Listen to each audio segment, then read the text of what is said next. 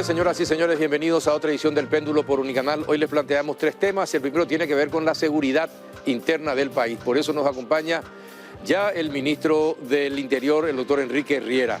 El segundo bloque vamos a hablar acerca de este hecho que causó conmoción en la sociedad por lo deleznable del hecho de estafar a personas sumamente humildes en el país y tras padecer la desgracia de la muerte de sus seres queridos.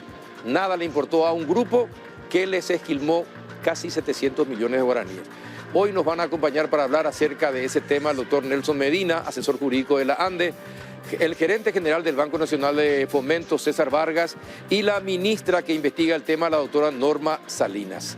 Y el último bloque vamos a hablar con Iván Dumont, del presidente del Centro de Importadores, acerca de lo que preocupante que resulta ser un país mediterráneo que de por sí ya paga una suma millonaria para sacar sus productos al exterior y meter los que vienen del exterior a nuestro país. La sequía está causando estragos, los productos van aumentando de precio, vamos a ver si podemos tener todos los productos para Navidad y Año Nuevo, así como se anuncia. Para eso nos va a acompañar el ingeniero Iván Dumont. Y antes de ir allá al debate, les invito a compartir un rico café Lavazza, que es un producto de alta gastronomía que permite degustar un producto con aroma, cuerpo y sabor inconfundibles y presente en los mejores restaurantes, cafeterías y supermercados del país. Cafepar representa y distribuye Lavazza, el espresso italiano por excelencia. Pausa y ya iniciamos el debate.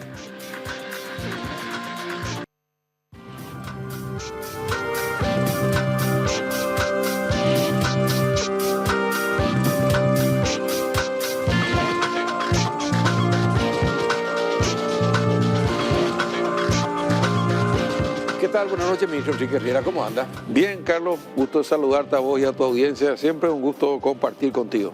Gracias por aceptar la invitación de estar con nosotros siempre. La seguridad es fundamental para el país. Es fundamental. Usted es ministro del Interior, las cosas del destino lo pusieron en esa silla. Es el que tiene que hacer que nos sintamos seguros. Pero lastimosamente hay oladas y oladas de casos de sicariato en los últimos tiempos. ¿Qué es lo que está pasando por eso? De repente 4, 5, 6 casos de sicariato en diferentes zonas, incluso en zonas donde normalmente esas cosas no pasaban, como en la zona de Itapúa, por ejemplo. Sí, digamos que la sociedad está teniendo cambios en algunos sectores más dramáticos que en otros. Yo los casos de sicariato siempre los vinculo por la experiencia en este año de trabajo con la droga, ¿verdad? Los poderosos intereses que muevan la droga, los territorios que se disputan, las organizaciones del crimen organizado. Y yo creo, y lo digo como una autocrítica, que la Policía Nacional está haciendo un gran esfuerzo y es muy buena resolviendo casos, pero todavía nos falta mucho previniendo casos, ¿verdad? Y para prevenir los casos tenemos que desactivar las causas. Y para hacerlo tenemos que terminar este proceso de fortalecimiento, ¿verdad? Entonces, tengo fe, porque si no, no estaría un día más en el cargo. Tengo fe que en 2 meses y medio más van a salir 5.000 policías, que son más o menos 5 o 7 más por comisaría. En menos de 2 meses también tendríamos las otras 250 patrulleras. Ahí tendríamos también 10.000 chalecos para proteger, porque finalmente son seres humanos. Sí, exacto. Que en una lucha desigual, porque no hace falta que yo te cuente que los crímenes dirigidos por estas organizaciones son casi multinacionales del crimen. Tenemos una lucha asimétrica. Nosotros tenemos uniformes, tenemos 9 milímetros, vamos a comprar chalecos, vamos a comprar equipos, vamos a mejorar las comunicaciones, todo bien. Pero nos enfrentamos con gente sin código, sin uniforme, con armas de grueso calibre. Y también nosotros tenemos que actuar dentro del marco de la ley y ellos no, ¿verdad? Sí. Entonces, digamos que... Tiene ventaja para hacer lo que quiera. Tiene ventaja, pero lo que sí estoy decidido a fortalecer mucho el área de inteligencia, ¿verdad? Es decir, manejar las informaciones para anticiparnos a los hechos de violencia. Bueno, ¿qué pasó en el norte? Estaba un equipo contra antiterrorismo operando. Finalmente, ¿logró su objetivo? ¿Qué pasó? Pues yo creo que sí, ¿verdad? Esto discutí yo 5 años, me habrás escuchado más de una vez, lo hablamos mucho. Cuando era senador, hubieron fuerzas muy fuertes intentando suprimir la FTC, Sí. el CODI, Comando de Defensa Interna, el BIMI, que es el Batallón Militar de Inteligencia, que es una fuerza que hace polígrafo cada 3 meses y que tiene una certificación internacional antisoborno, o sea, y además me consta, Carlos, yo estuve ahí, yo hablé con ellos, yo los sentí como quien dice, y siempre digo para los que todavía perdieron la fe, tenemos probablemente la fuerza operativa más potente del Paraguay y mejor calificada en ese lugar y en otros, así como podemos hablar del SIU, de la policía y la SIU, Senat. O sea, ahí Pero había un operativo ayer ahí en el norte, y por eso te pregunto, yo no sé si se puede contar si se logró el objetivo o no, o continúa el operativo, pero justamente por la reserva del caso Sí. tampoco profundicé ayer la conversación con una persona sobre el tema. Sí, hay operaciones en curso, como se dice técnicamente. ¿Es contra el EPP? No te puedo dar demasiados datos todavía, pero lo que sí te puedo decir que es parte del paquete, ¿verdad? Porque hay una atención especial en el norte, ¿verdad? No, eso tampoco no es secreto. El propio presidente de la República me dijo con todas las letras.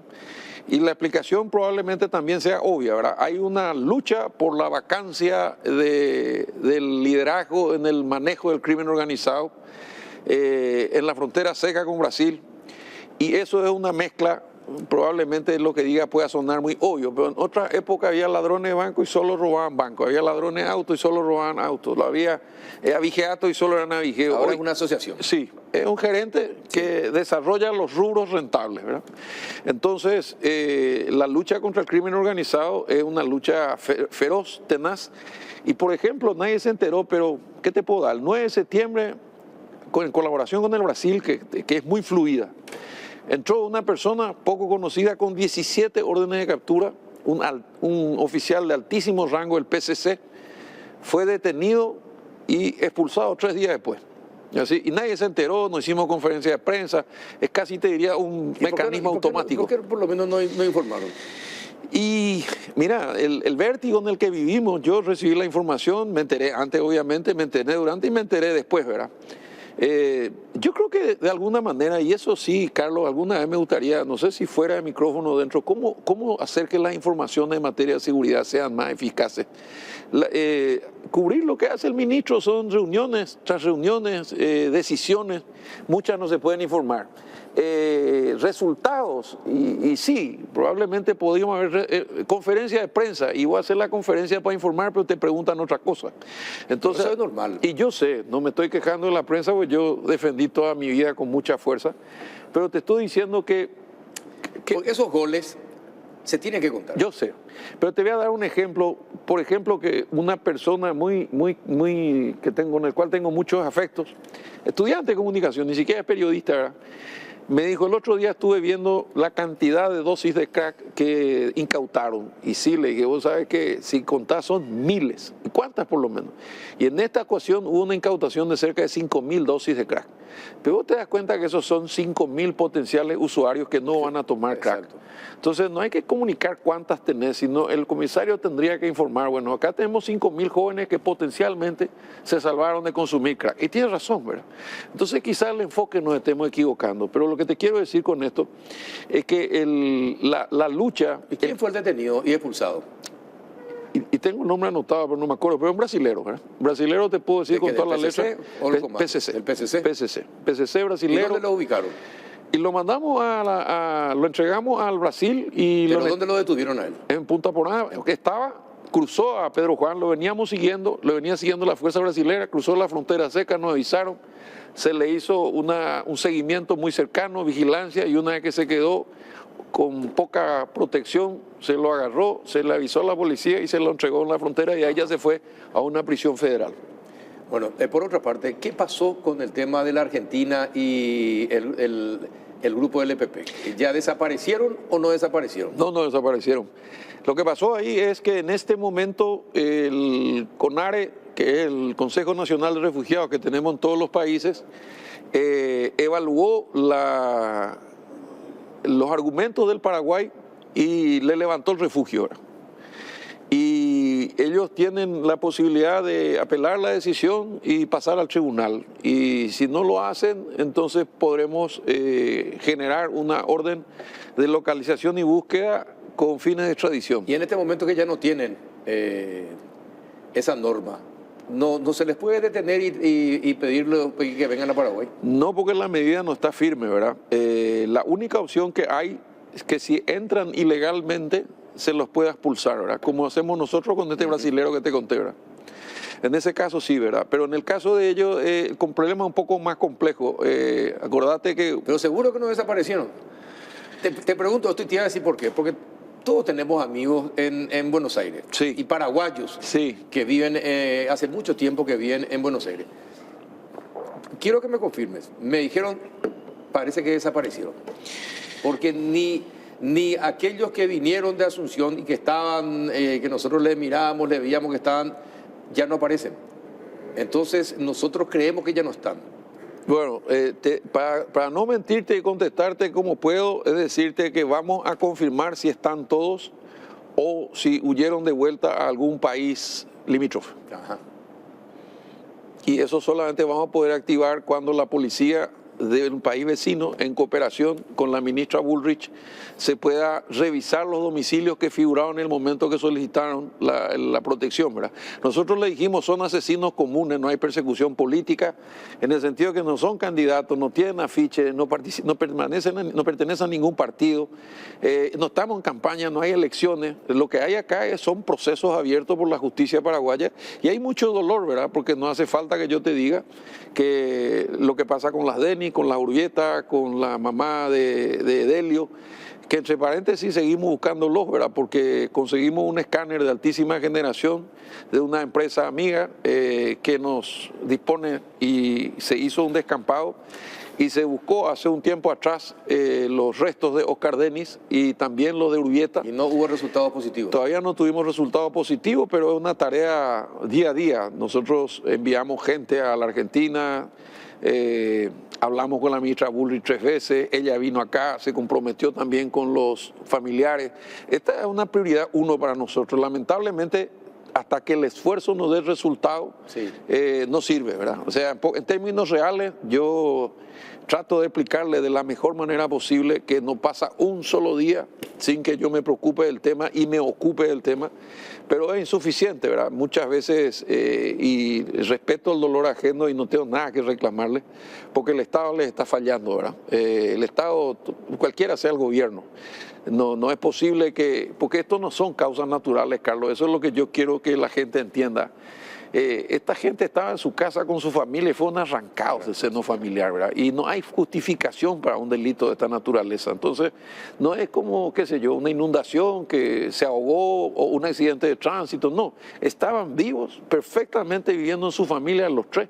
Fueron arrancados por la violencia sin tener nada que ver la razón por la cual le llevaron con la persona que lo arrancaron. No hubo rescate, nada. Y desde ese día no lo ven más, ¿verdad? Entonces yo hablo mucho con las hijas de los Denis, hablo mucho con los Urbieta y también con Edelia religiosamente cada 15 días o un mes la recibo en el despacho. Le actualizo las gestiones que estamos realizando, le copio los mensajes de la ministra Bullrich. Ellas llegaron a orar por la ministra Bullrich, vino acá y generó mucha esperanza.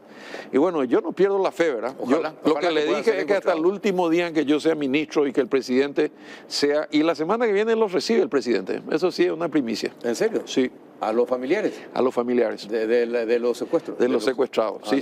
Quiere ver qué más se puede hacer. ¿Qué día va a ser?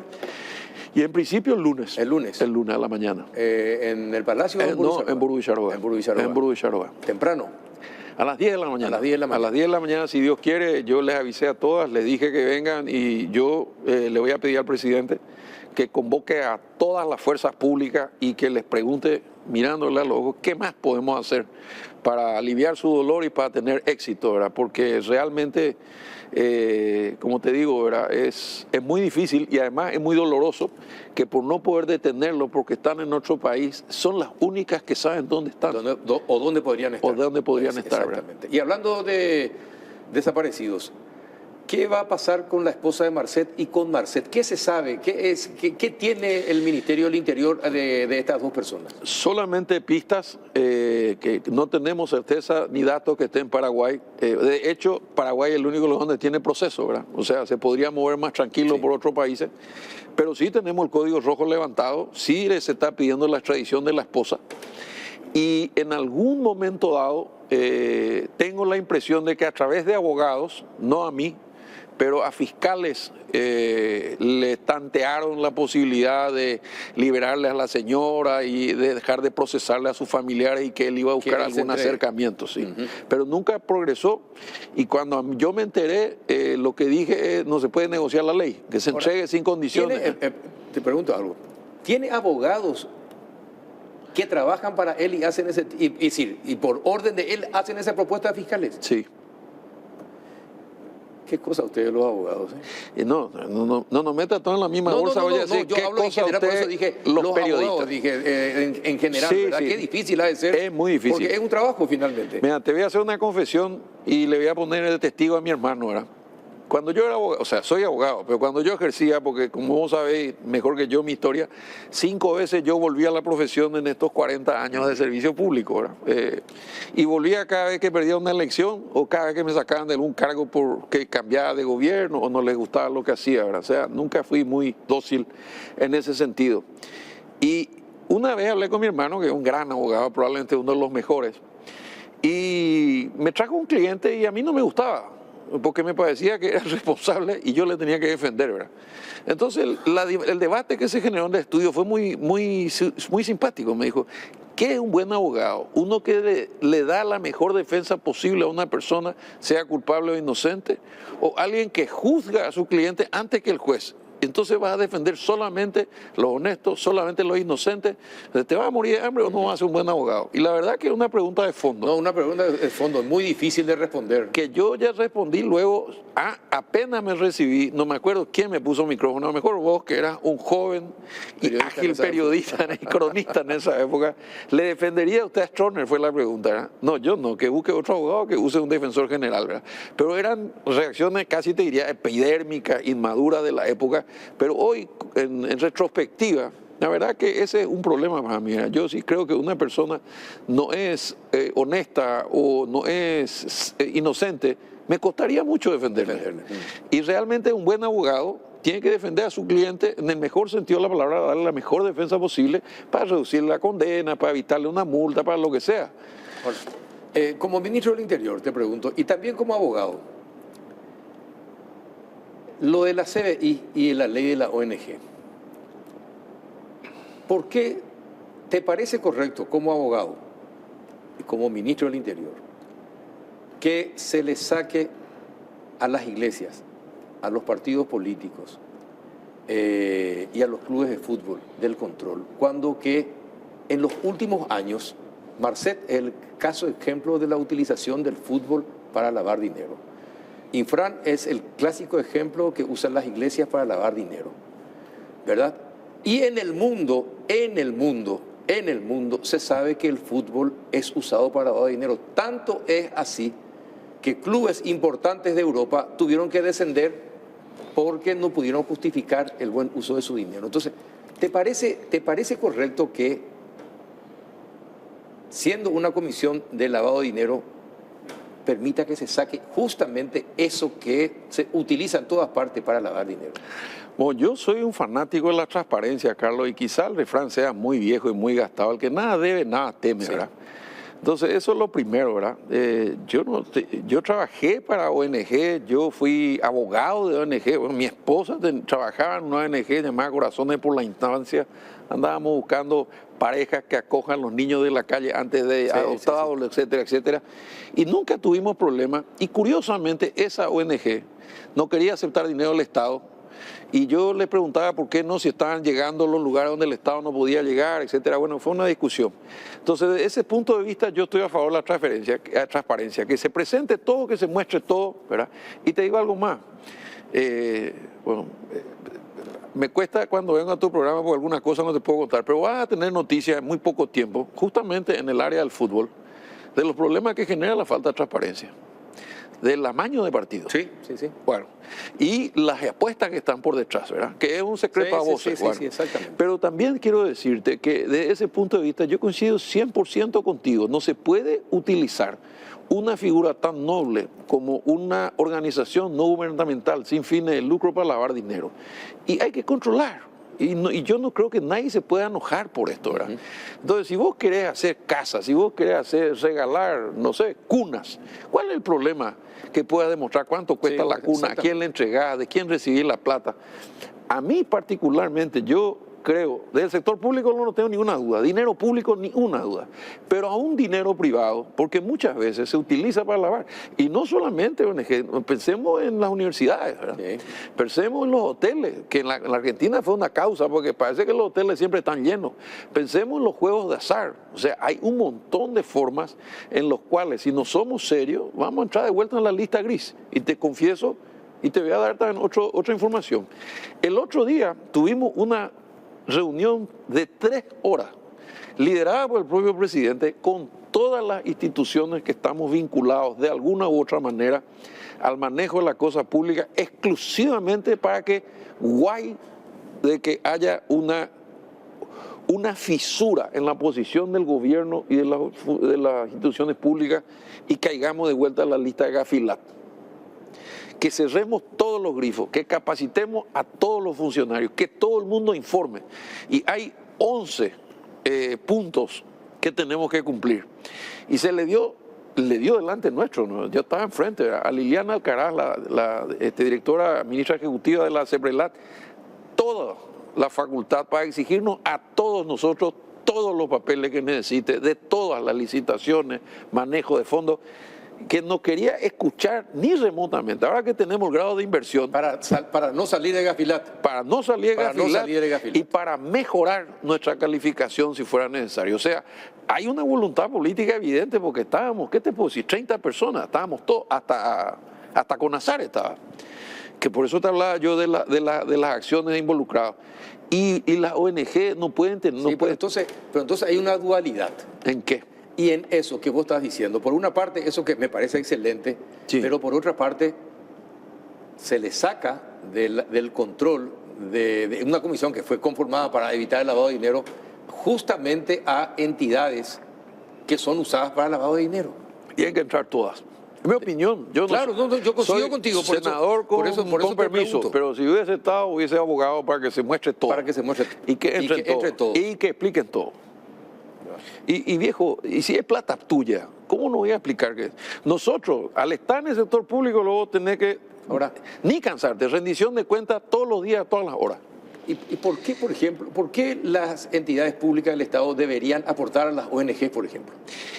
Y mira, esa fue una discusión muy grande que yo tuve, y yo fui el presidente de la Comisión de Personas con Discapacidad del Senado 5 años.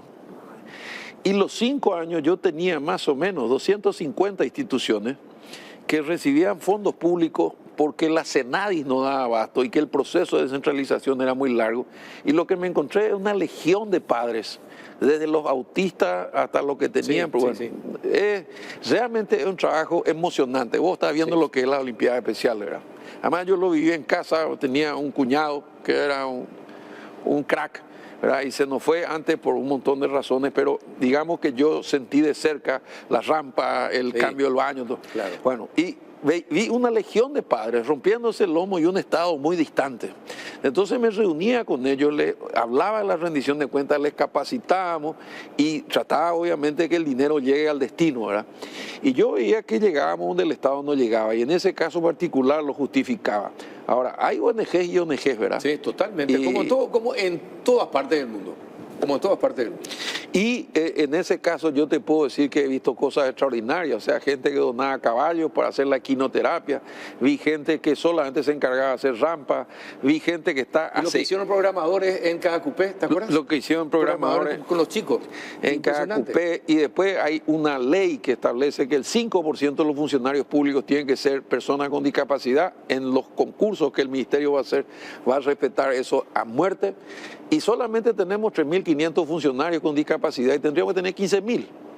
Y entonces el cumplimiento de la ley es un problema y yo creo que en este caso particular, Carlos, hay sectores, hay áreas que mientras el Estado no llegue, la única forma es financiando a los que llegan. A los que llegan. Bueno. O sea, vos alinear el interés privado con el interés general, ¿verdad? Y ahí creo que es justificado. Aparte no era mucho dinero para el resultado que obteníamos, ¿verdad? Definitivamente. Bien, ministro, se nos fue el tiempo volando. Siempre sucede lo mismo. Sí, siempre sucede lo mismo. Te agradezco siempre que vengas cuando te convocamos, porque es muy importante que comuniquemos y bien lo que se está haciendo. Sí. Gracias, ministro Enrique Herrera. Al contrario, Carlos, un gusto y mis respetos a tu audiencia. Muchas gracias. El doctor Enrique Herrera, ministro del Interior. A la vuelta de la pausa, qué lástima, no te pregunté. Vamos a hablar del millonario desvío de las indemnizaciones de la ANDE. Ya no es una vergüenza. Una vergüenza. Ya está. Vamos a la pausa.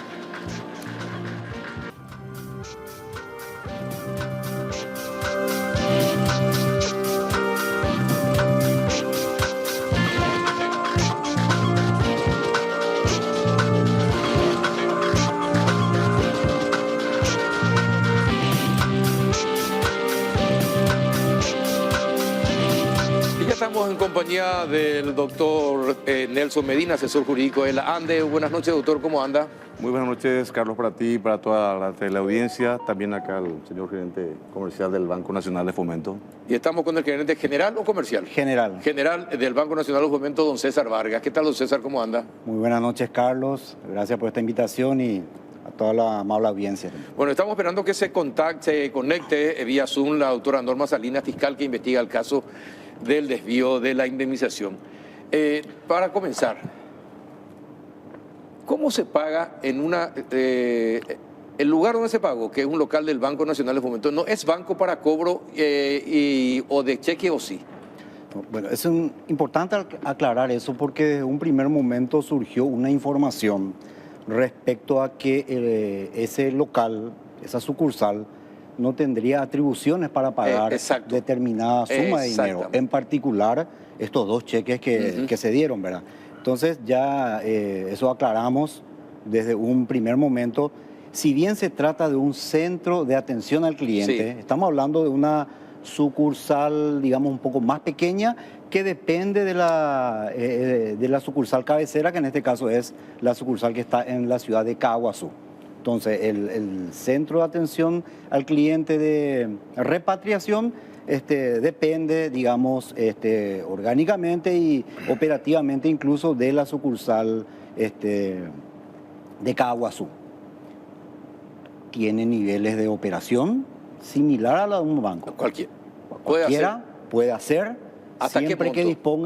siempre que disponga de la disponibilidad de efectivo en caja, puede hacer ese pago.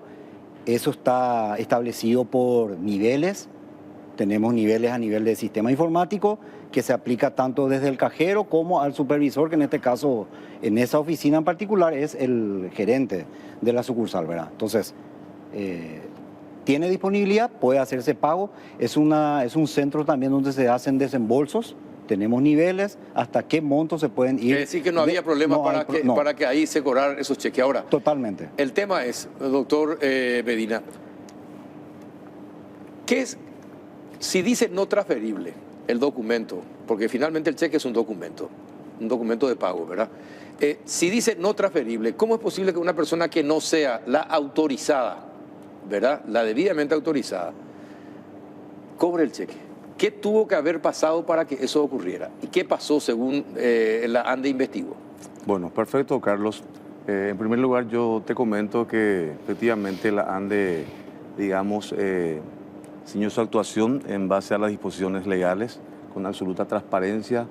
Estamos ante un hecho de electrocución, del fallecimiento de 2 personas y nosotros como institución del Estado, lógicamente, somos responsables y lógicamente tenemos la sensibilidad para brindar una rápida respuesta cuando los familiares se acercan a solicitar un resarcimiento.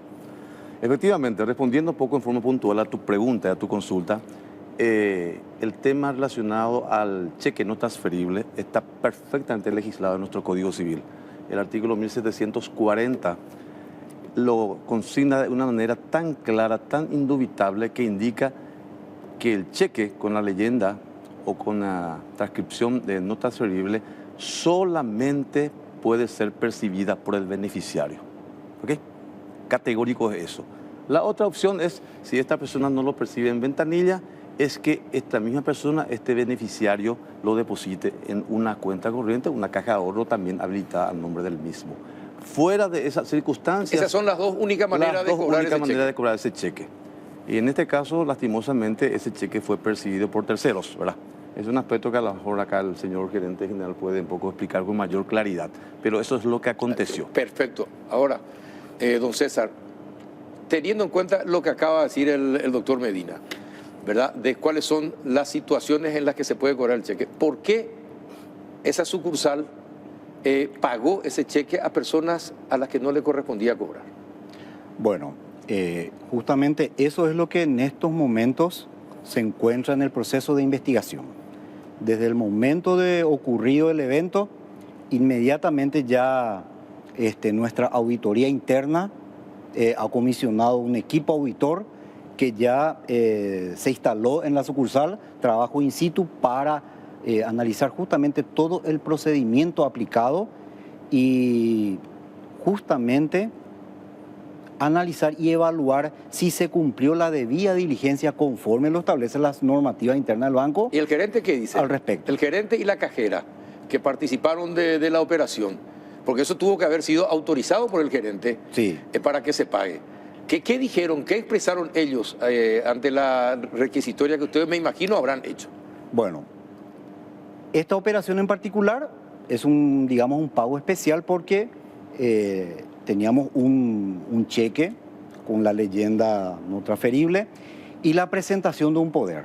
O sea, hay una debida diligencia que a priori se tuvo que haber aplicado, ¿verdad? Que es, se revisa el poder, se realiza consultas incluso, ¿verdad? Nosotros tenemos controles básicos de poder, qué tipo de poder es. Normalmente tenemos poderes generales para trámites administrativos, pero para operaciones puntuales, cobro de cheques, desembolso de créditos, retiro de tarjetas de débito, hay una debida diligencia. No es que el funcionario tiene que aplicar. ¿Se cumplió con esa debida diligencia? Eso es lo que estamos analizando. Por eso yo no quiero todavía adelantar. ¿Y en cuánto tiempo se pagó el cheque? El cheque se pagó en ese día. ¿En el día que se presentó? En el día que se presentó. En el día que Entonces, se presentó. Discúlpeme, sí, pero me imagino que no habrá habido debida diligencia si es que se pagó el mismo día sin determinar si todos los documentos que se presentaron, los registros que se presentaron, eran legales o no. Porque se habla incluso de falsedad. El escribano dice que no es su firma, que él no hizo. Entonces, no hubo debida diligencia. Bueno, Carlos, ahí aclaremos un aspecto. Ahora estamos hablando con la investigación que se está llevando a cabo, se está hablando de un documento apócrifo, sí, ¿verdad?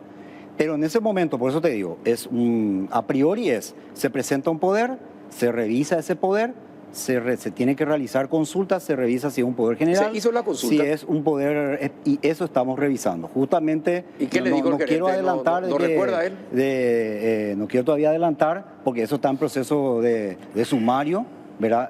Va a haber una conclusión de ese sumario y ahí se va a deslindar las responsabilidades de los actuantes. Pero te repito, tenemos un poder que puede ser general, puede ser un poder específico, teníamos la leyenda de no transferible. El banco incluso tiene el servicio de cajero móvil, de ir a pagarle al beneficiario si el beneficiario no está presente en ese momento. Todos esos aspectos se están analizando para, lógicamente, juzgar después del comportamiento en función al reglamento que el banco tiene establecido para estos casos. Doctor, usted que es abogado y entiende de estos temas, ¿qué tipo de poder puede facultar a una persona a cobrar cheque que, según la ley, solamente el beneficiario directo tiene que cobrar? Claramente es así, con todo el respeto que se merece acá el señor gerente comercial, la ley es clara al respecto y le da un tratamiento especial. Es un blindaje, es un cerrojo. En primer lugar, en este caso en particular, yo te comento que la ANDE, al momento de cumplir con sus obligaciones, no solamente en este caso, en todos los casos en general, no paga en efectivo, por una cuestión de seguridad, por una política, buscando seguridad de ambas partes. ¿Cómo realizamos los pagos? Emitiendo cheques, lógicamente nominales, donde figura taxativamente de forma clara la identidad del beneficiario. Primer cerrojo. Segundo mecanismo de seguridad, la leyenda no transferible. Y la ley es clara al respecto, clarísima. ¿Qué es lo que busca? Que únicamente ese beneficiario pueda percibir. Opción 1. Opción 2, lógicamente, que él deposite en su cuenta. Y para que no fracase este operativo, Carlos, acá el señor gerente acaba de indicar, le escuché también al presidente del Banco Nacional de Fomento, que ellos inclusive facilitan a que funcionarios del banco se acerquen y le lleguen hasta al donde está la beneficiario. persona, suponiendo que esté imposibilitada, suponiendo que tenga algún inconveniente que le impida, lógicamente, desplazarse hasta el banco. No existe otra metodología, no existe. La ley es clara, definitivamente. Y eso es lo que se incumplió. Como dice el señor gerente, ellos están investigando qué es lo que aconteció, porque realmente a todos nos sorprendió este desenlace, Carlos. Es así. Bueno, pero si es tan claro todo la ley, la gente del Banco de Fomento conoce la ley para que no haya tenido en cuenta la claridad con que dice, que manifiesta la norma el doctor Medina acá. Ellos conocen para hacer cumplir eso, don César. Y es así, Carlos. Las personas que están en esos sectores operativos, puestos claves, desde el gerente, sus gerentes tienen un procedimiento y deben conocer, ¿verdad? Simplemente más yo quiero, con el respeto acá del colega, respecto a la claridad de la ley, también de repente podemos tener posiciones donde un poder específico delega esa presencia. O sea, el poder específico que pueda tener, que se le otorga a una persona, le faculta a esa persona a cerrar una operación.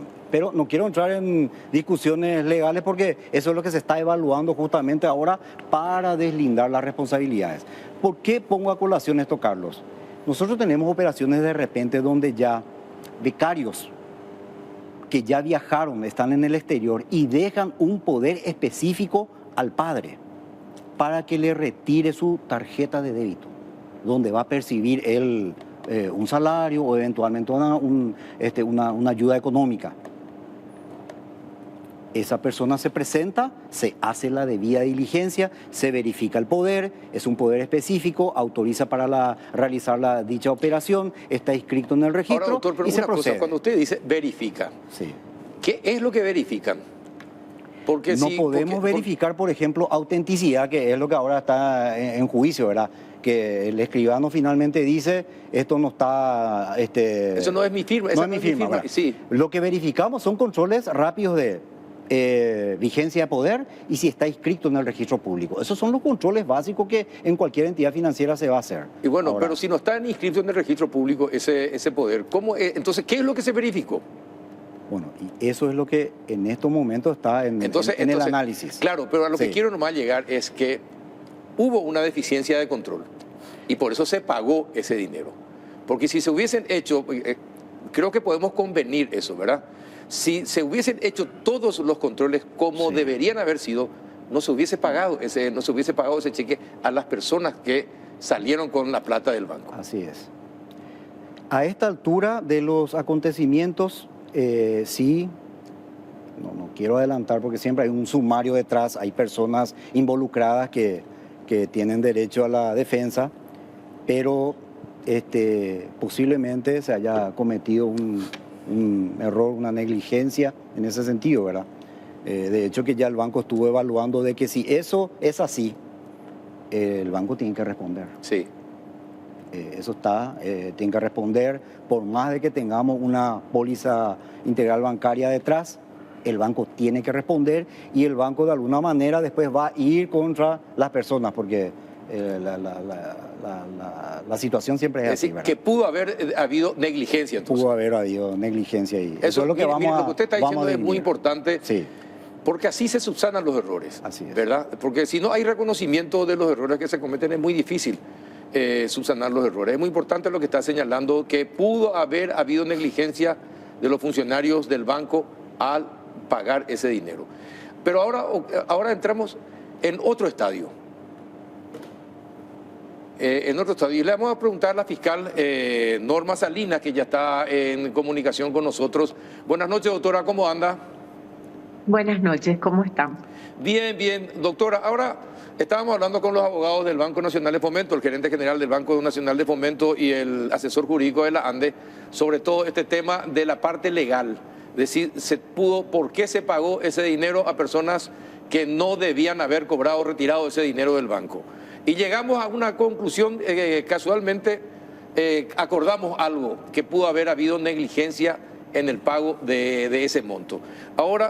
Pero ahora cambia el escenario porque supuestamente aparece un poder por el que estas personas devolvieron ese dinero y donde supuestamente hay una norma que establece el contrato firmado de que ellos no hay posibilidad de iniciarle ningún tipo de juicio. ¿Qué va a hacer usted ante este nuevo escenario, doctora? No entiendo. ¿Cuál es la imposibilidad de hacerle un nuevo juicio? No. Supuestamente, se presentó un documento, se devolvió la plata, es la última información que tenemos, sí. Y aparece un documento, aparece un contrato en donde se dice que tras la devolución de ese dinero, las personas que en principio fueron afectadas no van a iniciar ninguna acción judicial contra las personas que devolvieron el dinero. Sí. En efecto, el contrato, o sea, la escritura que hoy presentaron, en él dice que renuncian a toda acción contra estas personas que le despojaron del dinero. Sí. Pero convengamos, Carlos, hay muchas nebulosas todavía y yo no quiero adelantar también, porque la investigación se inició hace 8 días. Sí. O sea que el fallecimiento de estas personas data del 2 de agosto. Con respecto a la falta de control, estoy muy de acuerdo con los que estaban antecediéndome en la palabra. Y efectivamente, cuando anoche estaba mirando yo toda la carpeta fiscal y veo esas imágenes bastante, vamos a decir, muy perjudicial para la imagen del funcionario público, hay mucho descontrol. Un cheque no transferible que tenía que ir directamente a una cuenta que se tenía que abrir porque el Código Civil ordena eso. Hay muchas cosas que se deben corregir en el futuro seguramente, pero la parte penal nosotros lo vamos a llevar como corresponde. Yo lo que quiero darle certeza a la sociedad es que nosotros desde un principio hicimos muy bien nuestro trabajo y el artículo 25, inciso 10, dice que por la reparación del daño patrimonial ya se extingue la acción, pero convengamos que existen otros delitos muy graves que yo no quiero adelantar. Sí. Como la falsificación de instrumentos públicos, por ejemplo. ¿Verdad? El día de hoy el escribano se comunicó conmigo y me dijo que primero tiene 87 años nuestro escribano. Es un dato a tener en cuenta. Sí. Por otra parte, él tiene funciones en Ubucuí. Sí. Las víctimas que son de mi causa no pudieron haberse desplazado hasta esa ciudad. Exacto. Y ahí dice, en la ciudad de Ubucuí dice. Bueno, y son una serie de elementos que nosotros vamos a ir investigando en estos días. Ahora, lo que también llama la atención, cómo rápidamente consiguieron 635 millones de guaraníes para depositar otra vez. Llama la atención también ese hecho, doctora. 635 millones de guaraníes. Es muchísima plata, bueno, pero ellos se hicieron de mucho más dinero que eso. Convengamos en eso, Carlos. Sí. Ellos se quedaron con 725 millones. Con 725 millones, sí. Sí, así es. Y lo que se devuelve, ¿cuánto? Es 600. Ahora, esto es una familia que está involucrada en este esquema, doctora. son dos personas totalmente diferentes. Yo creo que la señorita contrató los servicios del profesional del derecho, siendo ella abogada pero sin matrícula. Y como era funcionaria, creo que no podía tampoco ejercer también, pero creo que no llegó a jurar ante... hoy, por ejemplo, las redes me comentaron que decían que ella no se había recibido o estaba en planes de recibirse, algo así. Son muchas especulaciones. Contrató a un abogado, pero su pareja y su padre estaban metidos en el esquema. Como testigos de un acta notarial que tiene sus falencias. Bueno, evidentemente sí, todo se hizo mal, se detectó esto y después de que se hizo público, se devuelve el dinero. Eso corre por cuenta separada de la investigación que usted está llevando adelante, doctora. Convengamos que yo hice la imputación, el juzgado le tiene que llamar para la aplicación de medidas cautelares, solicité una fianza suficiente y cuando la defensa habla de que ya está todo liquidado, no es tanto así, eso tenemos que tener en cuenta. Hay mucha gente que dice, no, ya opareí. No es así. Yo quiero darles la seguridad de que el Ministerio Público no va a obrar de esa manera. Perfecto. Vamos a seguir. Bueno, ¿y ustedes como abogados qué piensan? Doctor Medina. Bueno, nosotros como institución estamos absolutamente indignados, sorprendidos realmente por este desenlace que tuvo esta cuestión, ¿verdad? Porque la ANDE, lógicamente, responsabilizándose de un hecho donde le es imputable un daño que tuvo consecuencias fatales en detrimento de los ciudadanos, fuimos muy diligentes al momento de acordar un resarcimiento para estas familias, ¿verdad? Ese fue el objetivo primordial, ¿verdad?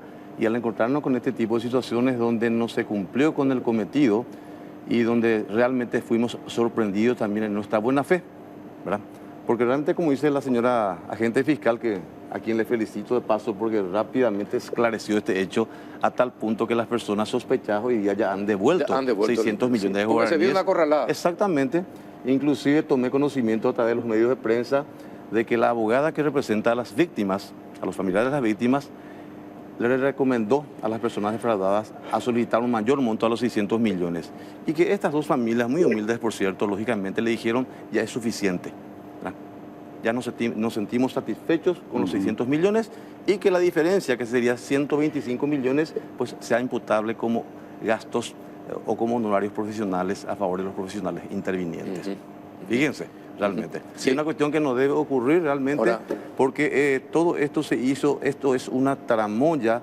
Creo que acá prácticamente las personas actuaron con alevosía, con un dolo en forma premeditada. Y eso es lo deleznable de todo esto, Carlos. Es de una miserabilidad única. Así es. ¿Y el Banco de Fomento qué piensa, doctor? No, también, lógicamente, a nivel del banco, esto es un evento muy desagradable, realmente. A nosotros nos afecta muchísimo reputacionalmente por la forma como se sucedieron los hechos y con todo el respeto acá que de nuestro colega también, en el análisis del proceso, lógicamente también tenemos un inicio viciado, ¿verdad? Porque el cheque se confecciona en la ANDE con un poder ahora que resulta es nulo, ¿verdad?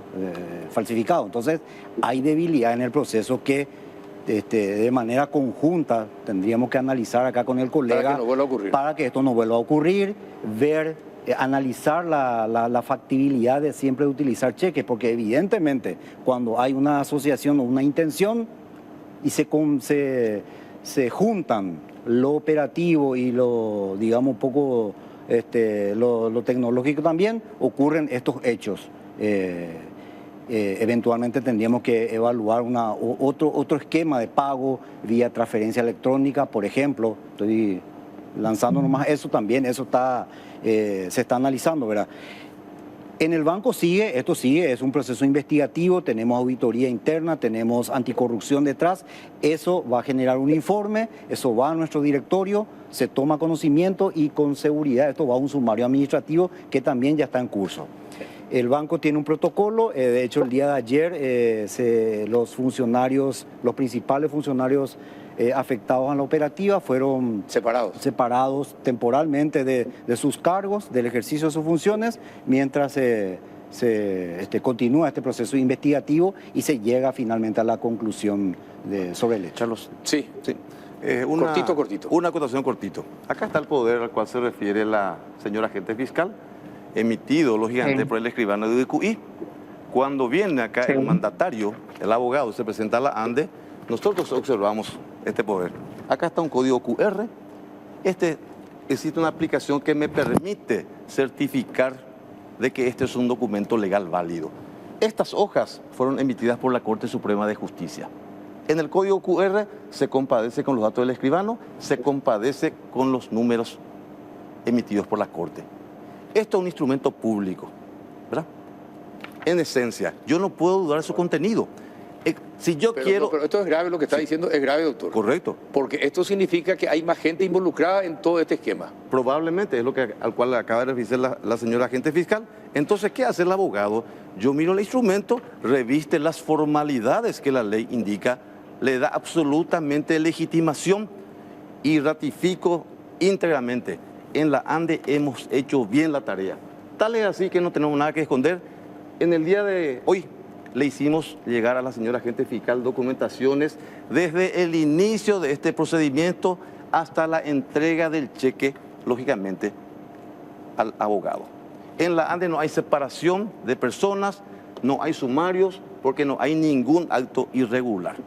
Al contrario, el presidente de la ANDE ordenó hoy una auditoría dentro de la asesoría legal para revisar las gestiones de todo el procedimiento. Lo nuestro es transparente absolutamente. Bien, perfecto. Escuchamos. ¿Quiere decir algo más sobre este tema, doctor? No, para aclarar nomás, con lo que acaba de manifestar acá el colega de la ANDE,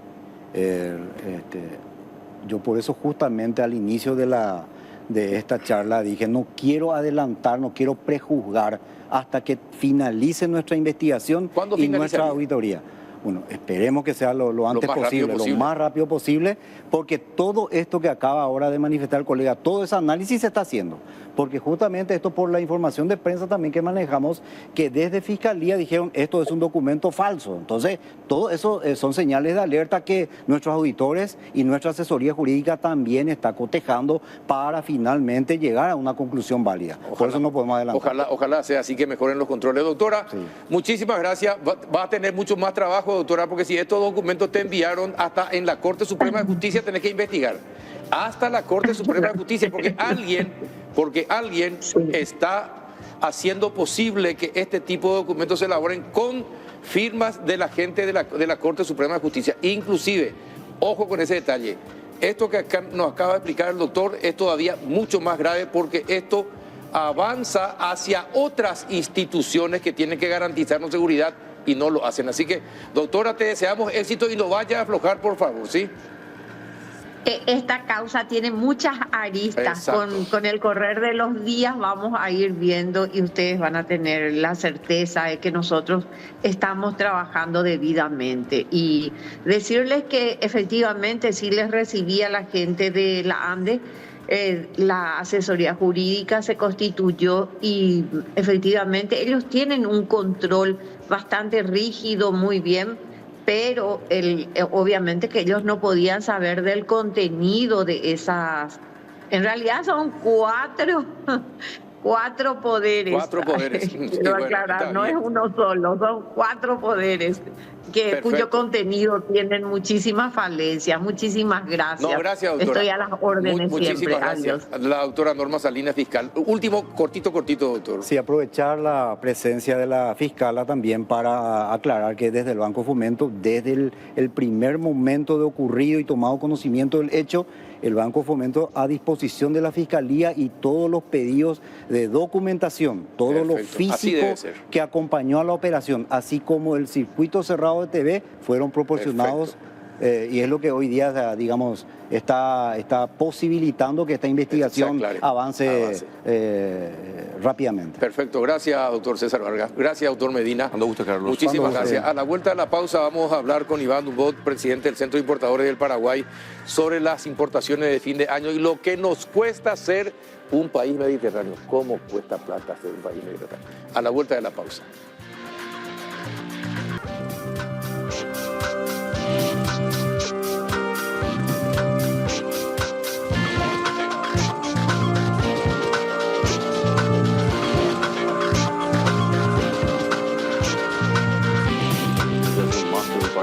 Bien, ya entramos en el último bloque. Estamos en compañía del ingeniero Iván Dumbot, presidente del Centro de Importadores del Paraguay. ¿Qué tal, ingeniero? ¿Cómo estás? Buenas noches. Buenas noches, Carlos. Un placer estar contigo, con tu audiencia. Y bueno, un gusto poder explayarnos un poco sobre esta preocupación que todos tenemos respecto a lo que se nos viene para fin de año. Exactamente. Hace muchos años, hablando con gente de la Cancillería y sobre la mediterraneidad, yo no sabía que había un conjunto de países que están agrupados, que son mediterráneos y que forman un conglomerado porque son explotados los países mediterráneos, ¿verdad? No solamente Paraguay. Y ahí me enteré del sobrecosto que tenía Paraguay. En esa época, desde hace 20 años atrás, el sobrecosto era por las exportaciones y las importaciones aproximadamente 120, 140 millones de dólares en esa época, hace 20 años atrás.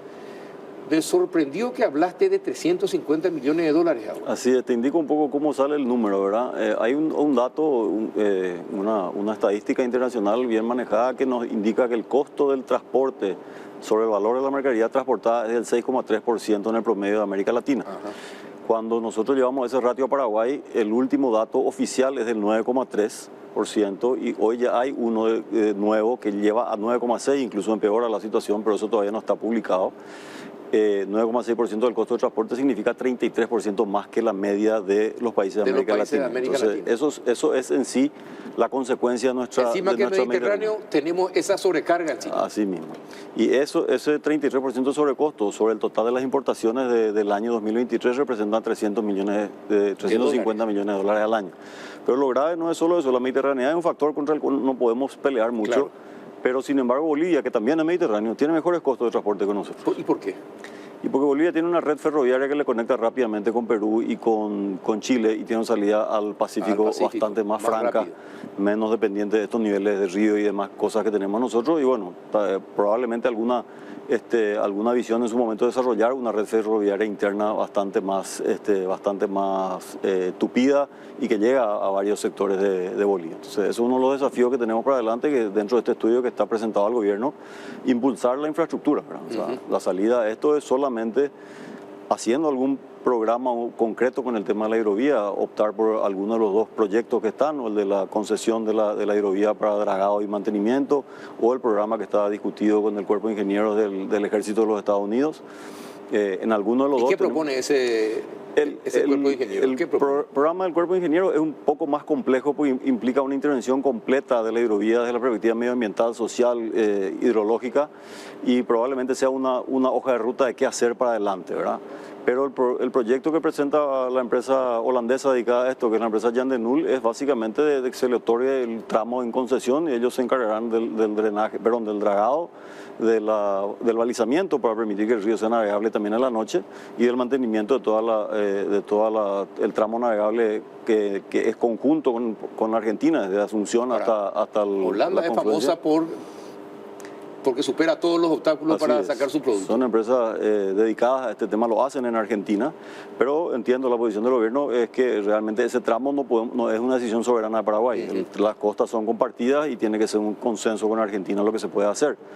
Pero bueno, eso es lo que vemos rápidamente como necesidad a corto plazo, pero en paralelo hay que trabajar en otras cosas, ¿verdad? Carga aérea, por ejemplo, nuestro aeropuerto no tiene básicamente hoy infraestructura de carga aérea, y con el crecimiento que tiene a nivel mundial la carga aérea es necesario imperiosamente invertir en una terminal de carga aérea, independientemente de lo que se está proyectando para pasajeros. La DINAC tiene un proyecto interesante que podría hacerlo incluso con fondos propios, el 50% de la recaudación de la INAC viene de carga aérea, entonces es necesario para ellos también reinvertir. Entiendo que eso está en la mesa del equipo económico y es un camino de infraestructura que hay que explorar. También en las redes viales está el proceso de la bioceánica. Sí, sí. Ahora empezamos el tercer tramo que llega a la frontera con Argentina, con el puente sobre el Pilcomayo, pero del lado argentino no hay confirmación de la obra, ¿verdad? Entonces, eso también es un tema bilateral para asegurar que Argentina empiece su tramo, si no, todo nuestro esfuerzo será casi en vano. Siempre tendremos la opción de ir hacia Brasil, pero lo importante es conectarnos también al Pacífico. Y por último, el tren, ¿verdad? O sea, fuimos el primer país en América Latina en tener tren y hoy somos los únicos que no lo tienen. Sí, no tenemos. Y ahora no tenemos. Y una oportunidad que nos bajaría la dependencia del río es tener una vía ferroviaria de Asunción a Encarnación que nos conecte con el tren de Argentina que llega hasta Posadas. Y a ver, lo que en resumen me comentás es que planificación cero en Paraguay. Es decir, sí. Por ejemplo, tenés Itaipú, tenés hace 50 y pico de años, tenés Itaipú, y no planificaste para tener una red ferroviaria o una red de movilidad de todo el país con movilidad y electricidad. Significa sencillamente falta de planificación. Sí, no quiero decir que nos falta inteligencia, ¿verdad? Pero por lo menos planificación no hubo en ese sentido. No tenemos gente muy capaz en todas las esferas del gobierno, en todos los poderes. Lastimosamente nuestros ciclos de gobierno solamente miran su periodo de gobierno y no tenemos políticas de largo plazo, ¿verdad? Sí. Si las Y el tuviéramos, que entra cambia todito lo que el anterior estaba haciendo. si las tuviéramos, lo que decías de Itaipú ya hubiera estado ejecutado. Está exactamente, ¿verdad? Y bueno, entonces, ¿qué es lo que se debería hacer rápido? Porque le escucho yo al presidente Peña, al ministro de Industria, al canciller, al ministro de Economía, que quieren convertir a Paraguay en un hub. Pero si no tenés una red aérea, si no tenés la carga, como decís, ¿verdad? Una red terrestre, una red ferroviaria, una red fluvial, ¿de qué hub vamos a hablar? Sí. De hecho, te decía, una de las prioridades que sale en nuestro estudio es la inversión en infraestructura. No hay mucho más que hacer que planificar y no necesariamente invertir recursos del Estado, ¿verdad? Muchas de estas alternativas pueden ser concesionadas a empresas privadas. De hecho, en el tema ferroviario hay algunas ideas ahí flotando que deben ser analizadas y estudiadas. No quiero decir que las anteriores que se presentaron sean buenas porque por algún motivo se dieron de baja, ¿verdad? Pero en un país que hoy tiene grado de inversión, ese tipo de inversiones deberían ser relativamente factibles de lograr, ¿verdad? Exacto. Y bueno, en lo vial siempre estamos tratando de avanzar en ese sentido, pero hoy también el gobierno está cambiando un poco la perspectiva de cuánto destinar a inversión vial, entendiendo que hay modelos de asociación público-privada que pueden ser también muy útiles, como el caso de la Ruta 2, que realmente es un espectáculo en este momento. Es cierto. Ahora, ¿por qué solamente ciertas rutas, en ciertas rutas fue provechosa esa alianza público-privada? Por una cuestión de demanda, Carlos. Obviamente es la ruta más transitada. No, es la ruta más transitada y la que económicamente es más fácil de analizar el proyecto y que sea viable para el sector privado. ¿Sabes por qué te pregunto esto, ingeniero? Porque esas rutas difícilmente no se arreglen, difícilmente tengan baches, Así es. ¿verdad? No digo que no puedan tener, pero difícilmente lo tengan. Pero todas las otras rutas, a los 3 meses están llenas de baches. Entonces, ¿qué es lo que pasa?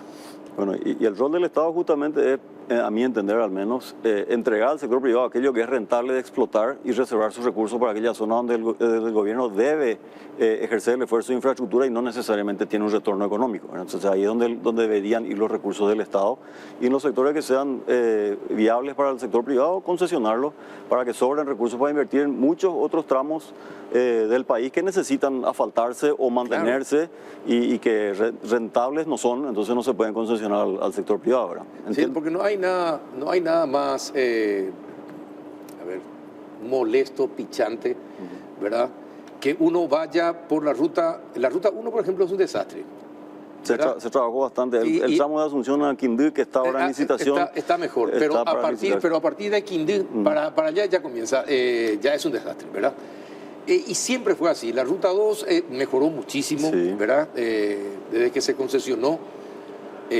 No estaba 100%, pero es decir, cuando el simpático, uno venía del Brasil y venía tranquilo, hasta podía dormir en el volante, ¿verdad?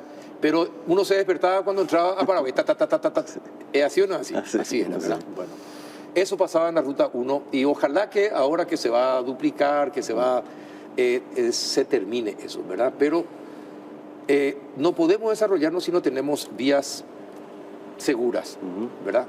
¿Y cómo es posible que el país que tenga 3 hidroeléctricas, 3, y una de ellas entre las 10 más grandes del mundo, no tenga un tren que conecte todo el país, por ejemplo? Una forma de utilizar nuestra energía y dejar de venderla a precios baratos Exacto. es realmente aprovecharla en ese sentido, ¿verdad? Sí. Y creo que ahí hay posibilidad de inversión privada definitivamente. Ojalá, ojalá. Bueno, ¿qué va a pasar con las importaciones? ¿Van a llegar a tiempo todos los productos? Porque la gente me pregunta, preguntarle al ingeniero Dumont, ¿van a llegar los productos para fin de año o no van a llegar? ¿Y con cuánto de sobrecosto? ¿Qué es lo que podemos esperar de fin de año con las importaciones? Te cuento un poco rápidamente. Tenemos 2 factores hoy que inciden en el costo de la importación. El tipo de cambio, una variable que has mencionado varias veces en tus entrevistas y en tu programa. Llevamos una depreciación acumulada de más del 7% de inicio del año. El dólar es una incidencia directa en los costos de la importación. Venga de donde venga la mercadería, está indexada al dólar. En el 85% de los casos las listas de precios de exportación son en dólar y cuando no es, el exportador las corrige por el dólar inmediatamente. Entonces, eso es en sí ya un sobrecosto imposible de evitar, y a eso hay que sumar el efecto del río, que tiene 2 alternativas. O seguir esperando el tiempo adicional que lleva el trámite hoy de remontar el río, porque las barcazas navegan apenas al 50% de su carga, y además de esperar un tiempo adicional, tenés un sobrecosto que se llama tarifa por aguas bajas que cobran las navieras en esta situación, que es aproximadamente entre el 40 y el 50% del valor del flete normal. Entonces, esa incidencia... 40 a 50%. Así mismo, señor, sí, así mismo. Estamos hablando que un contenedor vale entre 800 y 1000 dólares normalmente su remontada desde Montevideo a Asunción, y además de eso hoy se cobran entre 400 y 450 dólares por la tarifa de aguas bajas, que es razonable para las navieras. Trabajan a la mitad de su carga, ¿verdad? Claro. Es entendible que no es eficiente. No, es un negocio, uno Así. entiende eso. Entonces, sumados los 2 factores, tenemos una incidencia directa del 7% por el tipo de cambio y el efecto del transporte fluvial, que como otra alternativa, cuando necesitas velocidad de llegada de la carga, es la alternativa terrestre, pero ahí se duplica el costo del transporte. O sea, estamos hablando de se duplica y más también. Estamos hablando de un contenedor de 1000 dólares fluvial, pasa a ser 2300, 2500 dólares vía terrestre, ¿verdad? Entonces, el costo del flete terrestre solamente lo soportan algunas mercaderías de alto valor. Entonces, la sumatoria de las 2 incidencias nos pone en un posible rango de incremento de costo de hasta el 15% en el peor de los escenarios y aproximadamente el 10% como mínimo. De ahí en adelante, ¿qué decisión toma cada importador de cuánto de eso pasar al consumidor y cuánto absorber como parte de su margen? Obviamente es parte de su análisis de cuánto resiste el producto al precio, porque ningún producto es infinito en cuanto a su suba de precio, claro. Y los importadores no vemos esto como un buen negocio, ¿verdad? De hecho, subir los precios significa probablemente vender menos, perder competitividad contra la industria nacional, perder competitividad contra el contrabando, que está ahí presente todavía.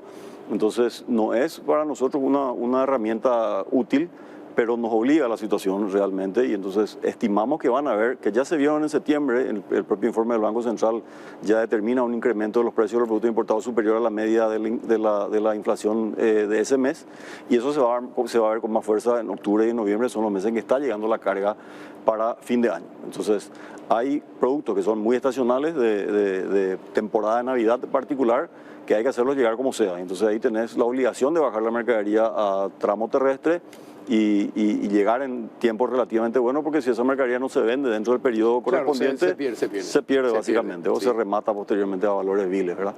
Entonces, la sumatoria de estos efectos, entre la velocidad que implica mayores costos de transporte y demás, nos ponen en ese escenario en que estimamos que van a haber incrementos de costo al consumidor, de precios, perdón, al consumidor, relevantes para los productos de fin de año. Hoy leía, se hablaba del 10%, me parece poco. Por eso te decía, el análisis parte del 7% que incide el dólar directamente, y el costo del flete es relativamente variable según el tipo de mercadería, ¿verdad? Pero en la sumatoria de ambos puede ser hasta el 15%, por eso decíamos, sí. El techo sería el 15%, el piso sería el 10% aproximadamente en esa discusión. Sí, eso me parece más lógico, ¿verdad? Teniendo en cuenta la situación del río en este momento. Hoy en día ya hay barcazas que no están llegando a Asunción. Así es, hay casos en que se hace un desalije importante en Pilar. Desalije significa bajar carga y meterlo en camiones. Claro, y hacer que eso venga terrestre. ¿Hay suficientes camiones como para hacer el... Sí, realmente esta situación ya la hemos vivido en el pasado, y ya estamos lastimosamente acostumbrados a esta situación hidrológica que nunca termina de regularizarse desde hace 3 años. Y el país ha desarrollado infraestructura, y el sector privado incluso, porque los puertos de Pilar hoy son privados los que operan realmente. Y el sector privado de transportes también se ha desarrollado muchísimo y ofrece el servicio de las alternativas, obviamente con un costo adicional que no es lo ideal, pero tenemos soluciones. Y también hay que reconocer que el gobierno ha hecho un trabajo de dragado a tiempo en los sectores críticos, porque siendo hoy la bajante histórica más importante que conocemos, no es el peor momento de la navegación. Han habido épocas en el pasado con menos bajante que esta, por la falta de dragado, que se ha tenido que navegar con 7 pies de calado. Y ni siquiera máquina de dragado teníamos en ciertos momentos. Hoy por lo menos se ha trabajado en los pasos críticos y se mantiene una navegación en el orden de los 9 pies de calado, y los pasos difíciles están más o menos franqueables, pero siempre con muy poca carga. Por ejemplo, para saber, ¿qué porcentaje llegan en barco y con la bajante, y qué porcentaje ya se están transfiriendo? Yo te diría que hoy todavía hay un 70% de la carga que decide remontar el río, que llega hasta Asunción. Ahora tengo que reconocer mi ignorancia de cuánto de eso el importador ya decidió no venir por el río y tomar la alternativa terrestre, ¿verdad? Porque esa estadística no tenemos, ¿verdad?